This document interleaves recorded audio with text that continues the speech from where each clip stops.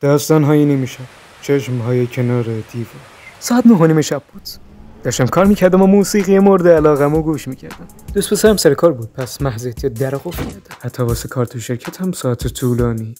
با تعلل موسیقی رو کم کردم و بعد فهمیدم که در قفل نیست. از اونجایی که من فقط 14 سالمه، واسه این که بدونم که کی پشت دره، باید از کناری در برم بالا و از چشمش به مردم نگاه کنم. بیشتر اوقات چیزی پشت در نبود، ولی استرابم وقتی که دیدمش شروع شد. یه مرد قد کوتاه عصبانی با چشمایی به قرمزی خون کلافه به نظر میرسید و همینطور ژولیده و کثیف.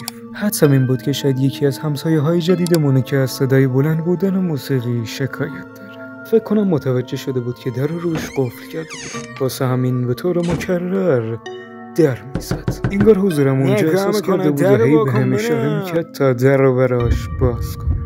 و ممکنه که از لای پرده ها دیده باشه که در حال جارو کردنم و کسی هم جز من اینجا نیست. و ناگهان صدای شعار همسایه بغلیمون رو شنیدم که داشت با اون مرد سر یه صحبت کوچیک و باز میکرد. به نیت این که سر از کارش در بیاره شروع به بازخواستش کرد.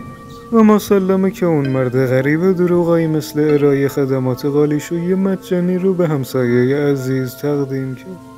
و خوشبختانه همسایه ما به اندازه کافی ساده‌لوح نبود و بعد از اون مکالمه این نوبت من بود که به پلیس زنگ بزنم و بهشون اطلاع بدم. از اون به بعد خدا رو شکر کردیم، از همسایه ها تشکر کردیم و از اون به بعد پرده ها رو بستیم. به نظر میاد اون آدم واسه ترسوندن ما داشت ریسک زیادی میکرد، ولی وقتی بیشتر توجه کردم فهمیدم که اون در واقع از بالا نگاه میکرد.